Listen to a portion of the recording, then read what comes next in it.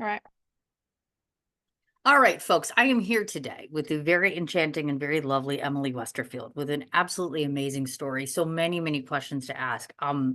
First of all, Emily, I want to talk to you about your husband. I know that's an odd way to start, but it's not really.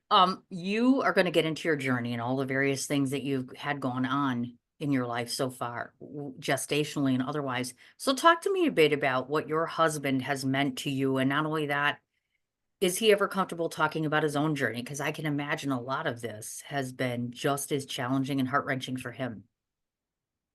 I always offer him as a resource, especially to other surrogates whose spouse may feel very similar to the way that my husband did.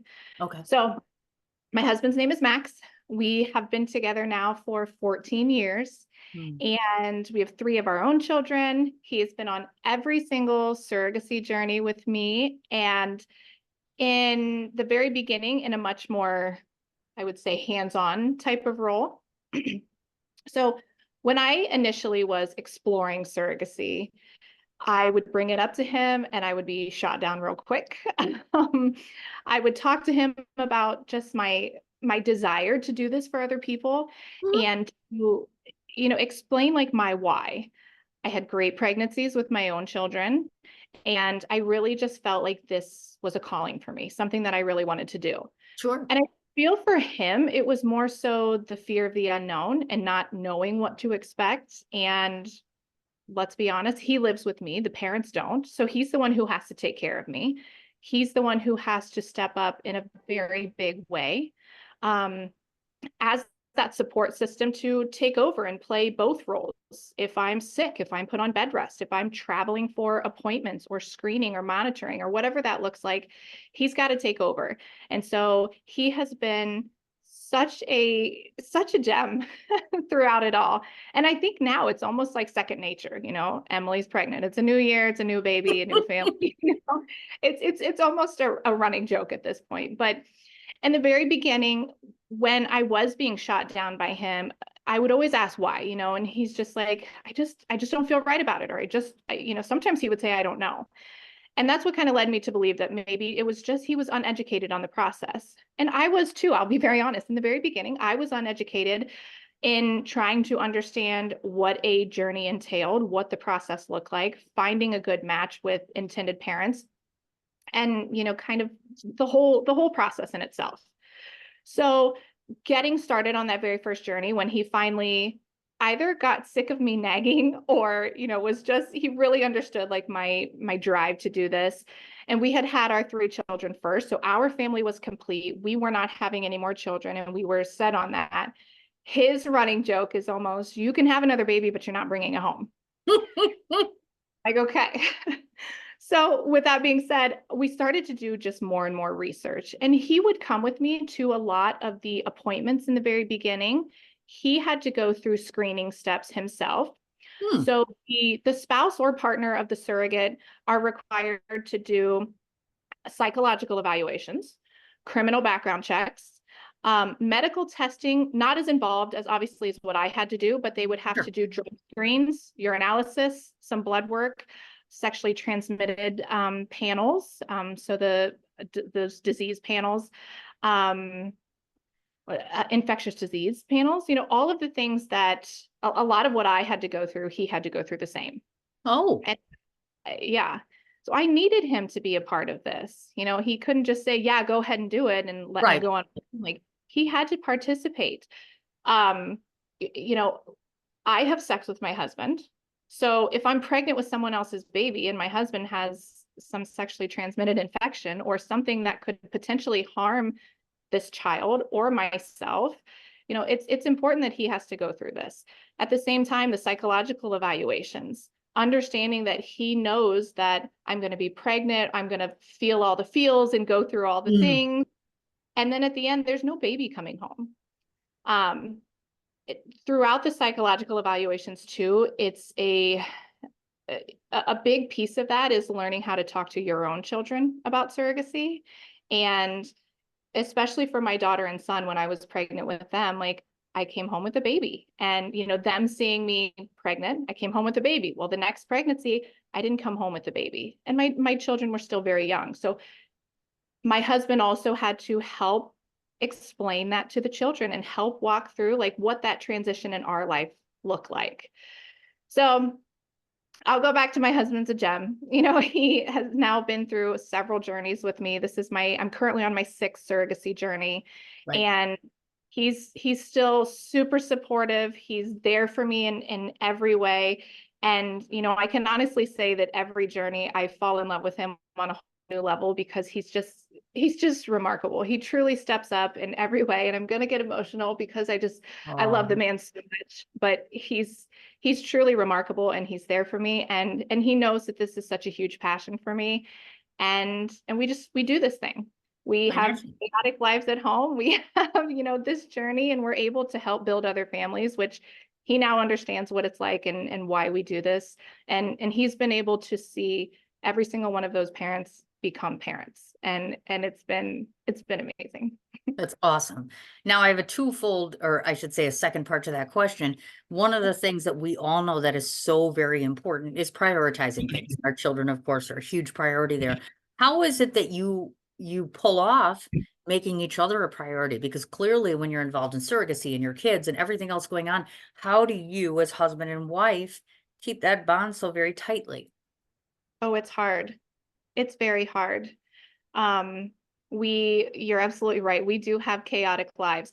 Hmm. Our children are 10, 11, and 13. Oh. All live, they're all very active, very involved in different sporting sporting events and things like that. And then we have lives outside of that where we want to spend time with our friends. We want to have our own alone time. So we make time, and even it might be at the end of the day before we're both hitting our head on the pillow and you know that last 5 minutes of energy that we have left in the Right. day, and just spending time to talk to each other.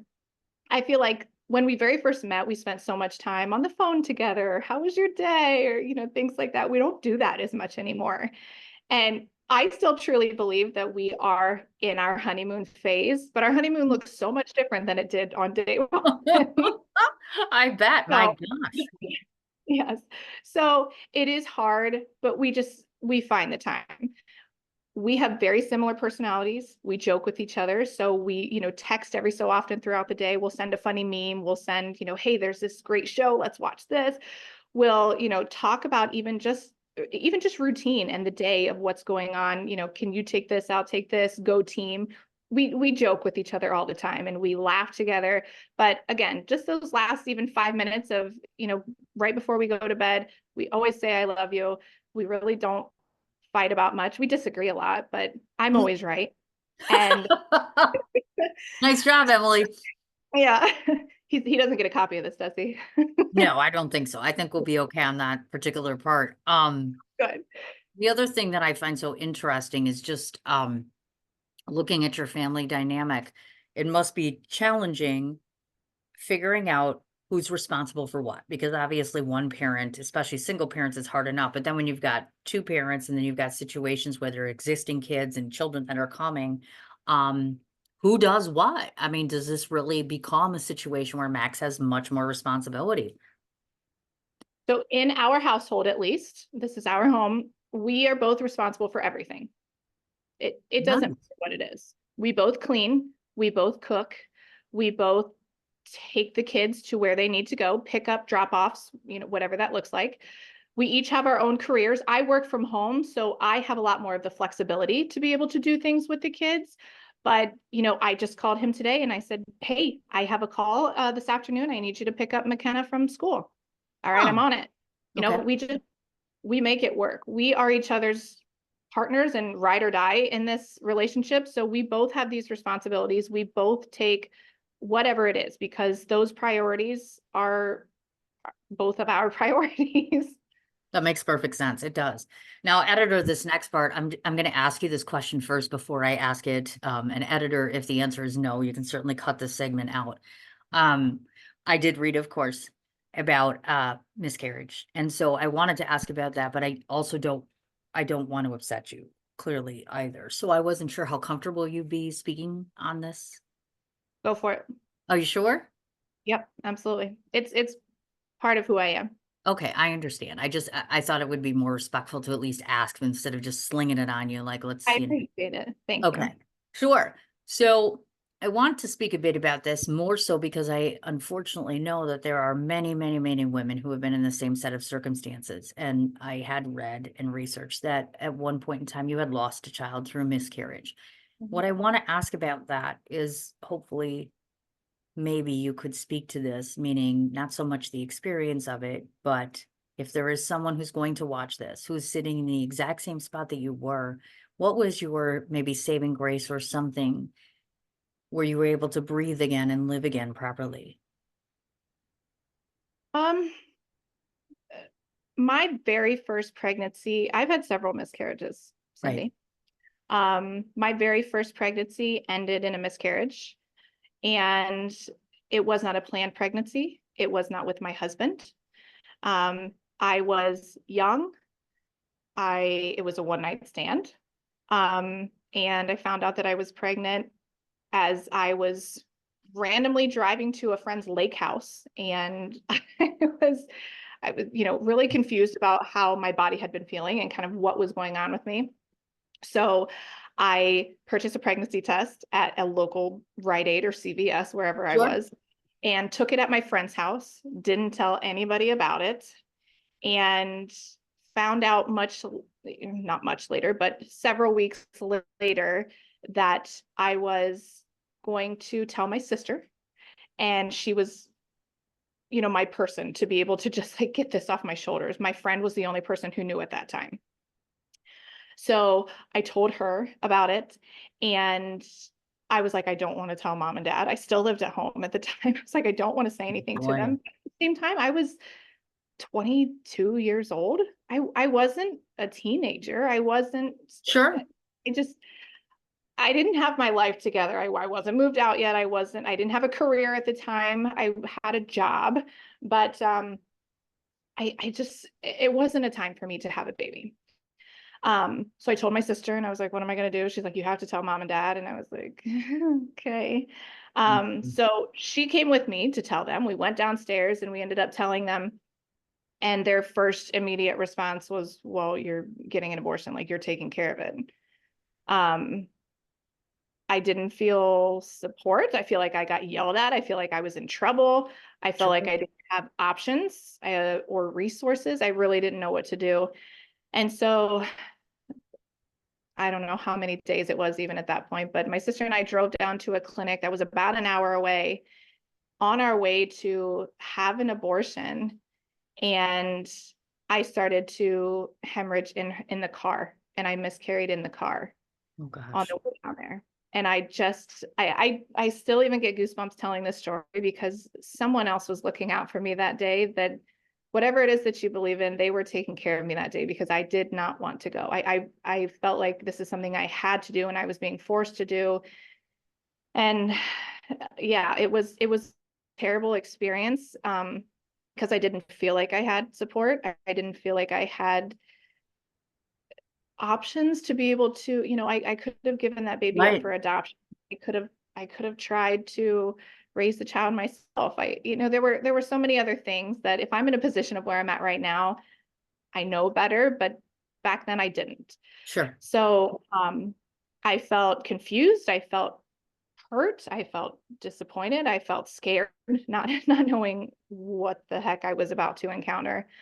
But again, I had ended up miscarrying in the car on the way down there. So we actually got to that clinic. We made it to the clinic. I went to go up to the front desk and they, asked for my name and information. I'm like, I don't need to be here. I was like, take me off your list. I Right. went to the bathroom and confirmed that I knew exactly what was happening. Got back into the car and I told my sister, please drive me back home, drive me back to the hospital that was local to us that I knew I felt comfortable in. And um, I had to have a DNC. I stayed in the hospital.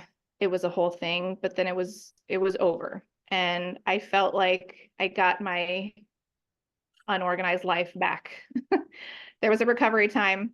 But it was it was a part of my life that it made me who I am today, but I don't talk about it much. I don't bring it up much. It happened.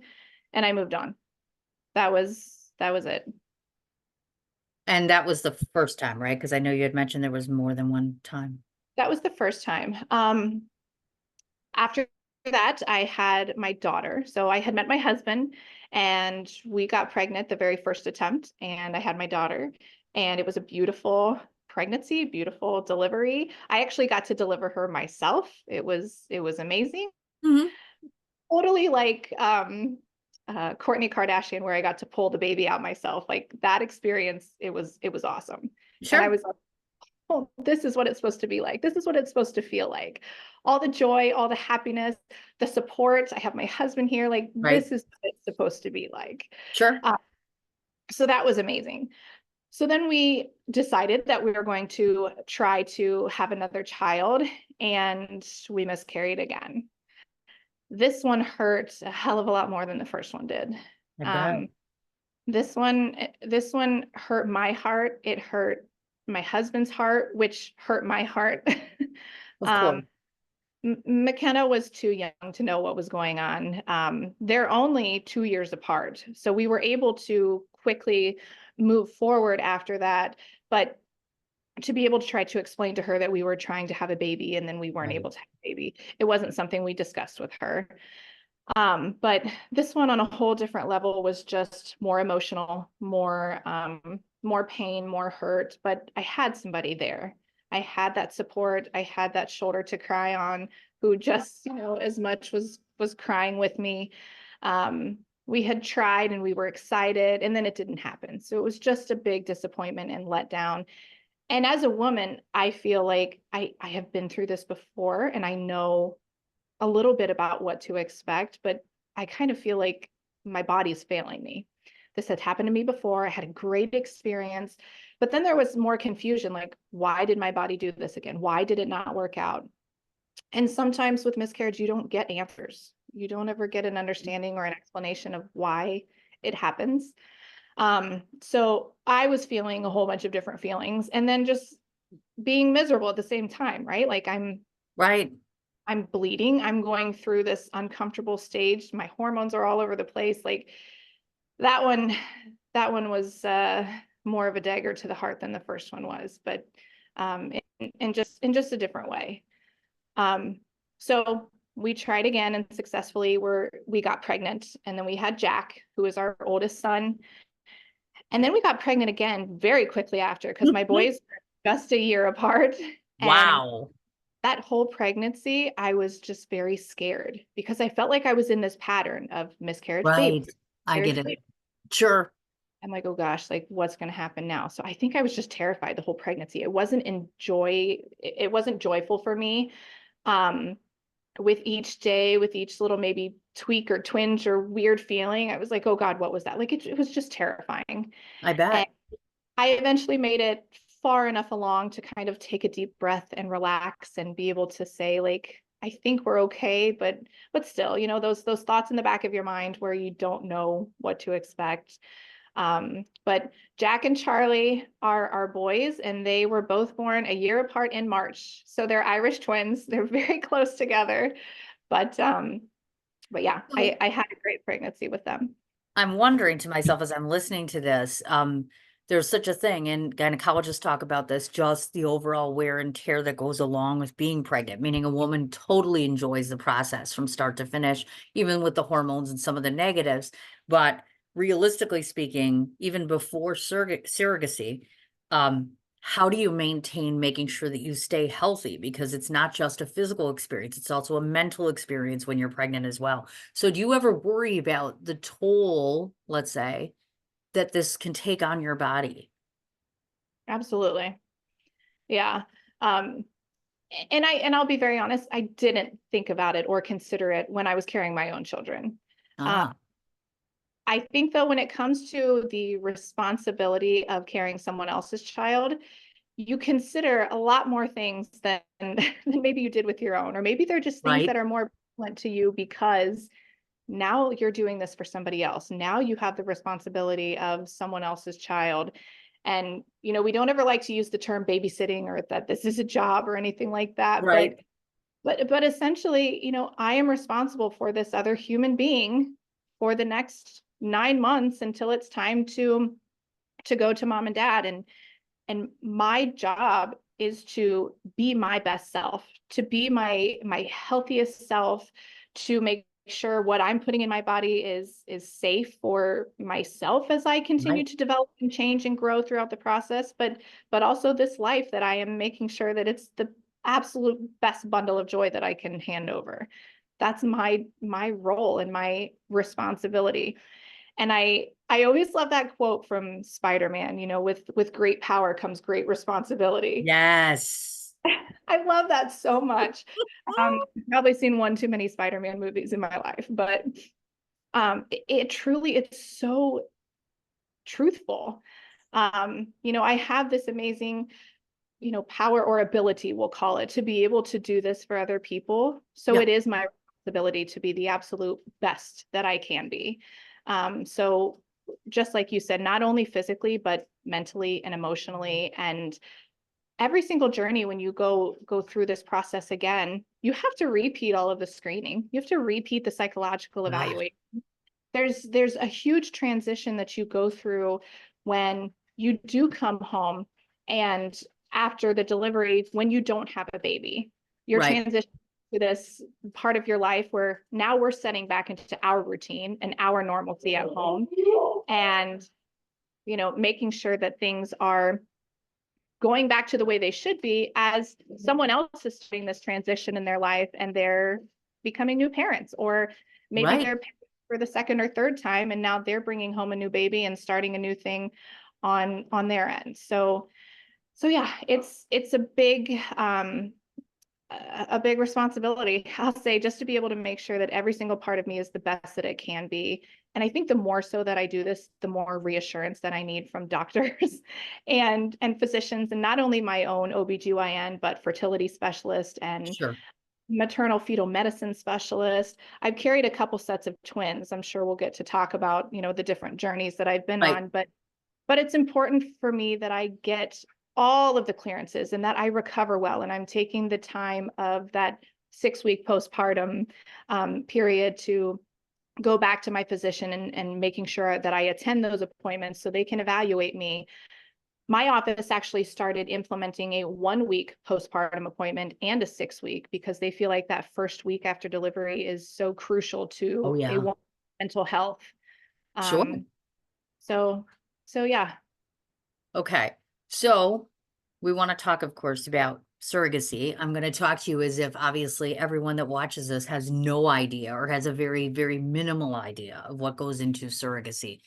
First off, I guess the first thing that I would like to ask is,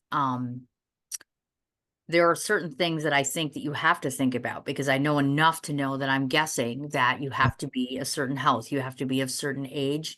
And as you mentioned, there are screenings that get involved. So first of all, is there such a thing as a cutoff for you? Meaning, as generous as this gift is, I'm assuming it must end at a particular point because it becomes a danger to you in one way or another. Yes, absolutely. So there are guidelines put in place by what is called ASRM, Assisted Society of Reproductive Medicine. Okay. And they have specific guidelines put in place for age, for BMI, for number of Mm. pregnancy, for number of C-sections.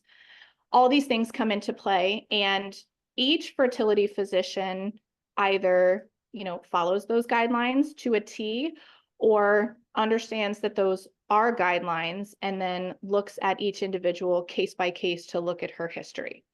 Okay. Um, so I, of course, work with clinics who allow me to continue to proceed based on my history. There's plenty of physicians and clinics that will not work with me due to my numbers. And for me, that number is the number of pregnancies. Uh, I'm 37 years old, so I still meet the age requirements. And in the yep. United States, 45 is the age cutoff Okay. for a surrogate. The age range is 21 to 45, but Okay. at the higher end, it's 45. BMI, that number is usually they like to see 32 or less. Some clinics will accept a little bit higher, but again, each physician will kind of make their recommendation and determination based on the carrier. Number of pregnancies is usually 5 or 6. Mm, Now, of course, it could be a little bit different if you've had multiples in a pregnancy, like that's one delivery. right. So those numbers may vary a little bit. And then the number of C-sections is 3. Got it. That makes So, sense. yes, so those are criteria that that each physician will take a look at and take into consideration. Okay. So I'm 37 years old. I still meet the age requirement. My BMI is under the 32. It's under 30. Okay. My number of C-sections is 0. I've, successfully been able to have all vaginal natural deliveries, which has been Good. great. But my number of pregnancies is well above 5 or 6. And So tell everyone what that number is right now. that number right now is 12. I know, right? Just say that again. It's 12, folks. 12. Okay. Most of us can't make a commitment to like large things, and she's making a commitment to 12 people. That's which is huge. So when we talk about surrogacy, and you sat down as a young woman and said to yourself, okay, this commitment is important to me because I'd like to know what the number one draw besides the obvious, which is, of course, bringing a human life into the world. Why was this such an important cause for you? Because I know what it feels like to be a mom. Hmm. Um, I know what it feels like to hold your baby for the first time. I know what it feels like to experience those firsts. I know what it feels like to be, an influence on somebody else and to watch them grow and to watch them experience failure and experience successes. I know what that feels like. And it's the best feeling in the whole world. Other people deserve that feeling.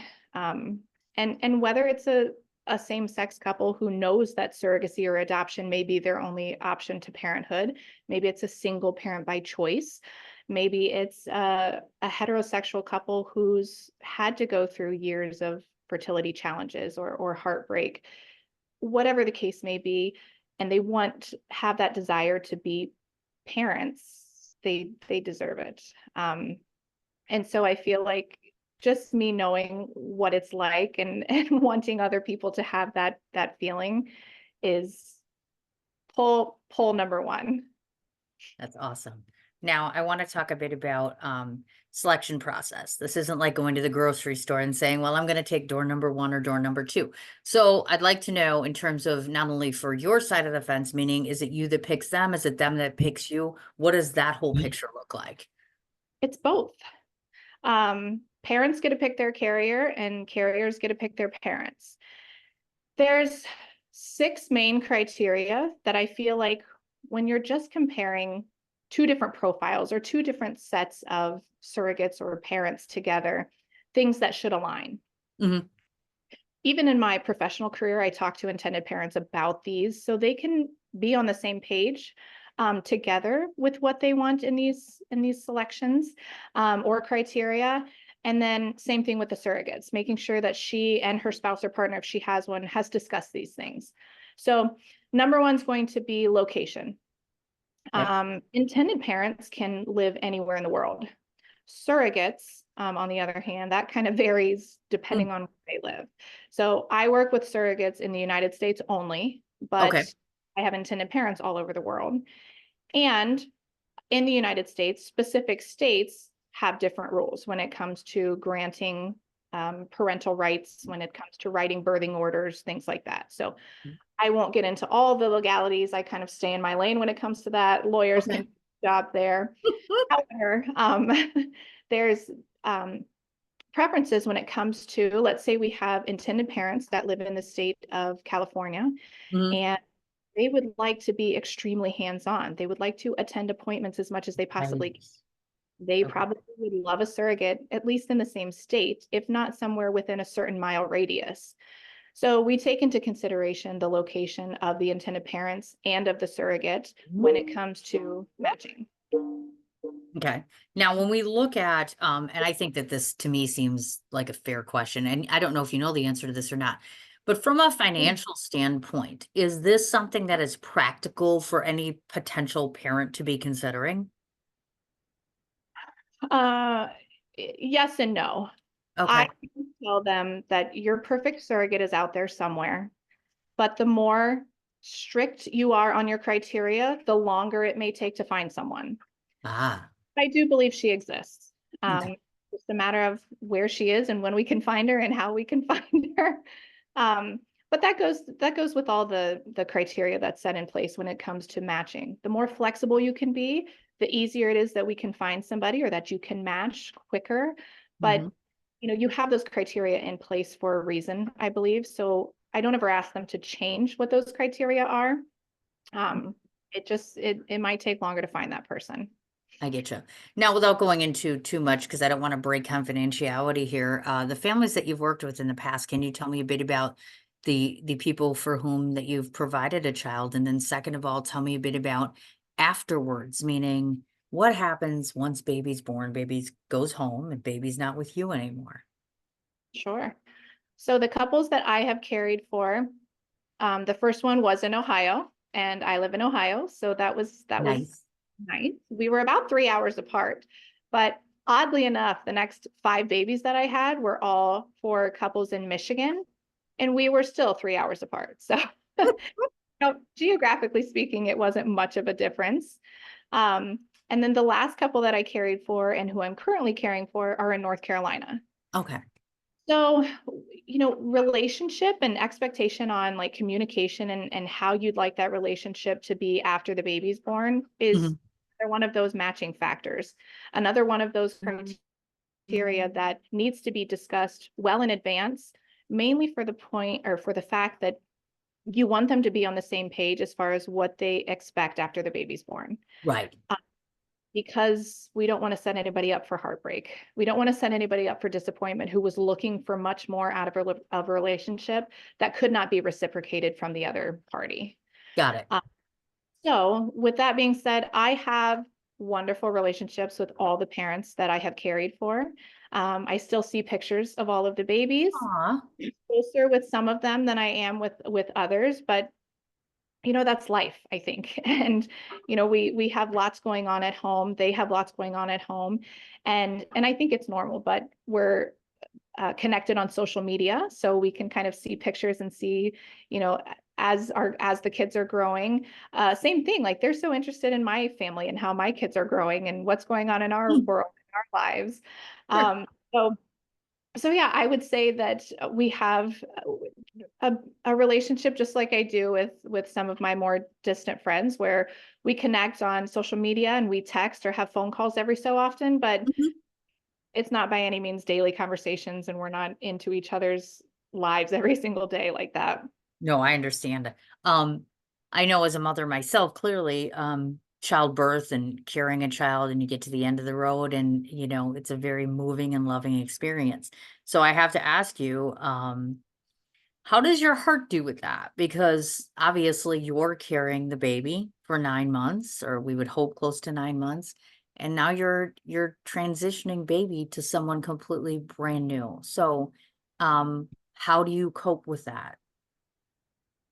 Me personally, my heart is happy, my heart is full. I did what I was supposed to do. Nice.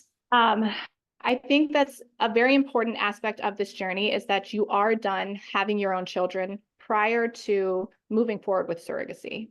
Okay. Yeah, I think it would be a very hard thing if I still wanted to have my own children to have to carry that baby and then give it over to the parents when I still wanted a baby of my own. That would Sure. be and my husband and I had the conversation that we did not want to have any more children after three. And so going into this with a complete different mindset, and logistically speaking, there's such a different process. I did what I came here to do. I followed the process. We went through the IVF, we did the doctor's appointments, and most of the appointments were me and those parents. Sure. Whether they were there in person or we were FaceTiming so they could still see the measurements and hear the heartbeats and be able to talk to the doctor and ask questions. Hmm. All there for delivery, of course, but it's just a different process. And my role was to start, build, or complete that family. Um, The very first couple I carried for, they had 2 children already. So I had their third and I completed Okay. their, uh, Oh, she had, unfortunately, an emergency hysterectomy with her second, and they knew that they wanted to have another child. So I was able to complete their family for them and give them that third child. Um, they knew at that point that they were done. So we did not, of course, move forward with any further journeys, but I then matched with a different couple and they didn't have any kids. So I was able to start their family for them. Um, I've been with families where I've had all of their children. There's a couple in Michigan, I had all 3 of their children. I started, built, and complete their family. So that's what surrogates, that's what our role is. That's what we're right. here for. So when it comes to the point where we have to hand over the baby, it's the best experience because that's what we're supposed to do. Aw. Now, I would like to know, because of course, as you've mentioned, you've had your own children. So your children are not full grown. So of course, they can only comprehend so much. So I am wanting to ask, how does that get explained to them? And then how do they respond to this? Meaning, because maybe it might be confusing for them, or, how much of this can they really absorb? Sure. Each year, I'm able to explain a little bit more scientifically what this process entails. In the very beginning, when I was just getting started on these journeys, they were still babies themselves. They were Sure. still too little to understand the process. But part of that psychological screening, like I told you, those evaluations, you talk about what it's like to discuss this process with your children and how, Oh. in my circumstance at least, like I had McKenna and then we brought her home, so she Mhm. saw me pregnant with Jack and I brought Jack home, and then McKenna and Jack saw me pregnant with Charlie, I brought Charlie home, but then the next one the kids saw me pregnant and I didn't bring that baby home. And so one of the most heartbreaking things that I've actually heard in those psychological evaluations was that explaining to your children, we're not giving any of you away. Right. They don't have to go anywhere. Mommy and daddy, we created you and we had you, and this is our family. We are doing this now for somebody else. So this is not our baby, and we're not going to bring it home. Um, all of my children have met the parents of whom I cared for, so they can have that understanding of who it is that we're doing it for. Um, Nice. so, we'll say the names. This is so and so's baby, and they get to take this baby home, and they get to have a family like we do. Um, Again, as they get older, we can use more words. We can say vagina. We can, say how where the Right. baby is out of. But my parents, or excuse me, my children still know that a doctor puts a baby in me. Okay. So they understand that I go through a process where I have to go to a doctor's appointment and he will drop the little baby, the little embryo inside mommy's belly. So they're old enough to understand that, but I don't get into too much of the other. They That know makes sense. Yeah, medications and I things like get you. Do you think we're stopping at 12? that. So this will be baby number 11. Oh, So yeah. and no, that's fine. But I wanted to mention too, like those pregnancies include the miscarriages, I unfortunately. get it. I get you. Okay. Very first pregnancy was, and that ended up in a miscarriage, was pregnancy number 1. Gotcha. Um, so I don't know. Okay. While I would love to say that I would help out more and I would do it again in a heartbeat and help as many people as I can.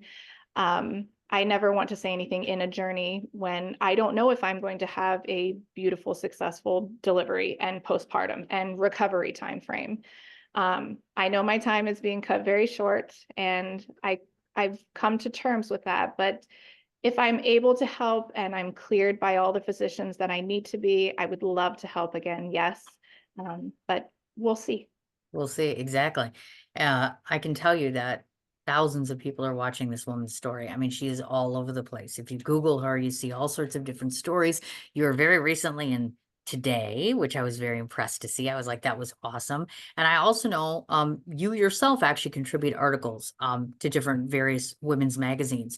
So for you personally as a writer, what is it important that you get across in print to people? Meaning you're a walking representation of what you have happening in your world and the contributions you're making. But why is it important to you to put things on paper? To be able to provide that education and those resources for people who need it. Okay. Not everybody's going to work with Emily Westerfield and Carrying Dreams.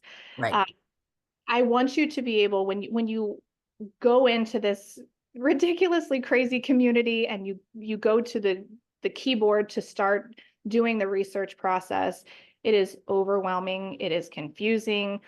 There is information that is incorrect, that is outdated. I want you to have recent information and resources to be able to make whatever decision it is that fits your family or fits your situation. Okay. Surrogacy is expensive.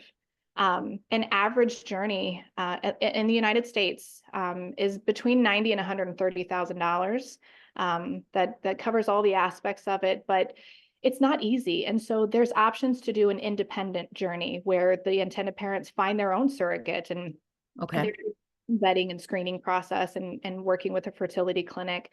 But then agencies out there are helping intended parents provide that screening for the surrogates and making sure that they're finding quality candidates and they're taking a lot of that stress and relief off of the intended parents' shoulders to be able to then facilitate that process for them. Oh, nice. Okay. So we do want to talk about Carrying Dreams. So Carrying Dreams, I want to ask you about your partner because Nikki's not here. So we should talk about her because you are not a one-man operation. And I like what your partner stands for because I've read some information about her. So tell us a bit more about Nikki. Nikki is, she's so amazing. And I can't wait to tell you a little fun fact about her here in just a minute. But Nikki runs the egg donation program. Mm, So Carrying Dreams is a full service agency that helps from the very beginning process of couples or parents who need to start creating their embryos. So she works with egg donors in the United States and parents all over the world in that very beginning stage when they need to have an egg donor to create their embryos in order to be able to move forward.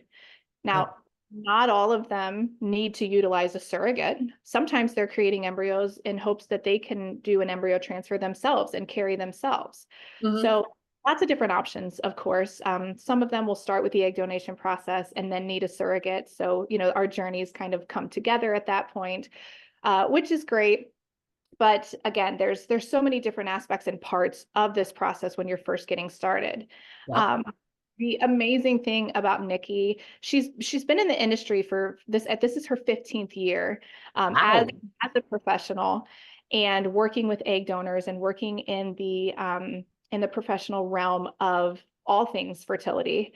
But she actually donated her uterus to Oh my. to a woman, and I believe, if I'm saying this correctly, she had a successful pregnancy, and the little girl just turned 4 years old. Aw, how sweet is that? They actually got together, yes, and just celebrated her birthday together. It's just the most beautiful story. And so she's wonderful at what she does, but she's a wonderful human and she does just a great job. And I'm truly thankful and honored that she's part of our team because she's a wealth of information and knowledge to be able to I help. And bet. That's awesome. Now, on Emily's side of the fence, your primary responsibilities are, oh, all things surrogate.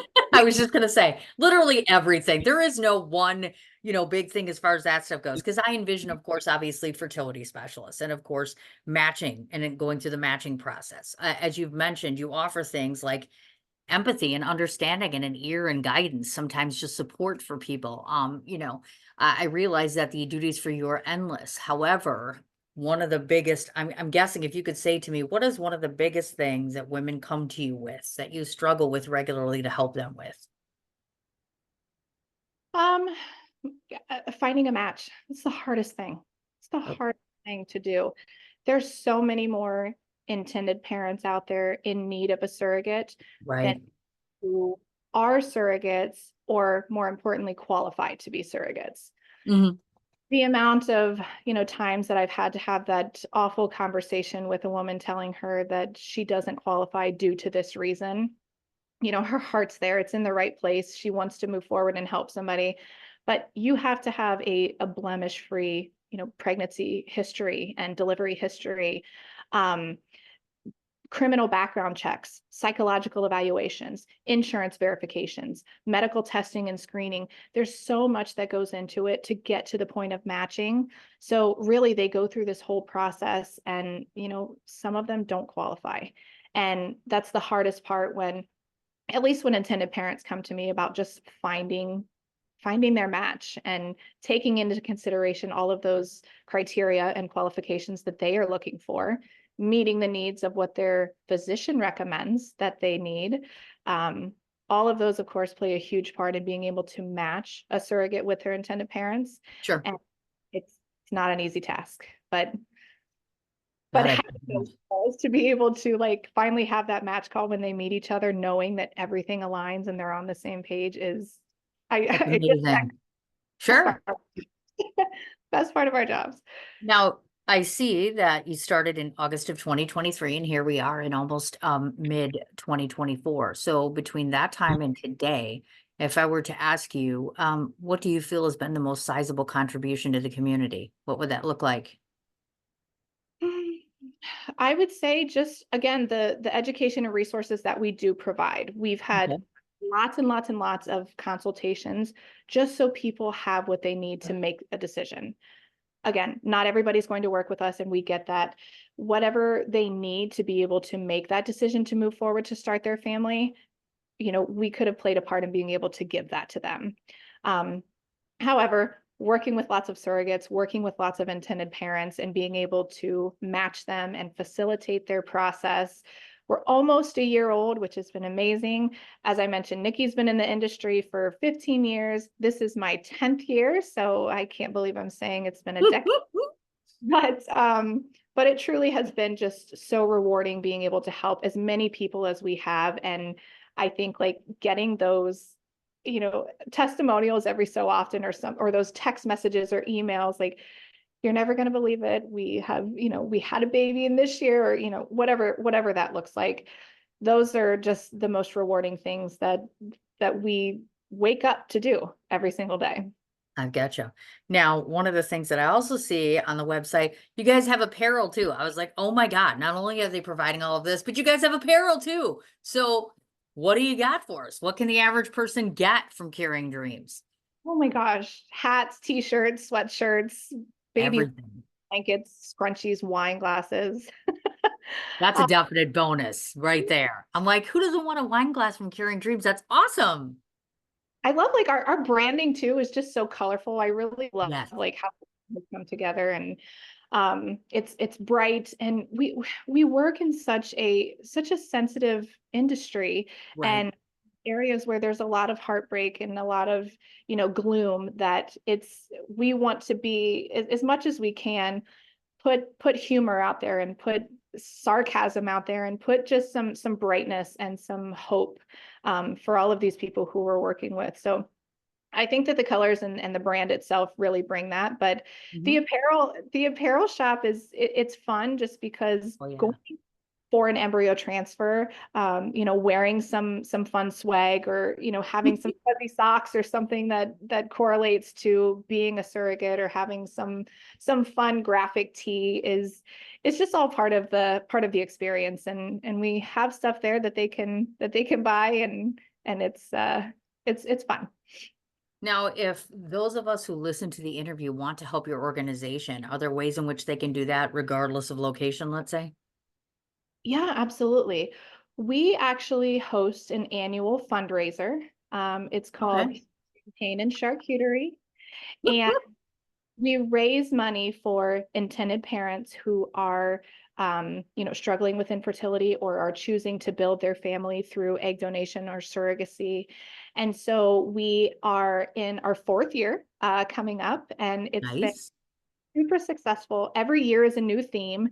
The first year was an elegant formal ball that we did. The next year was throwback to the 90s. Last year we did a night in Nashville. Coming up, we've got a casino night.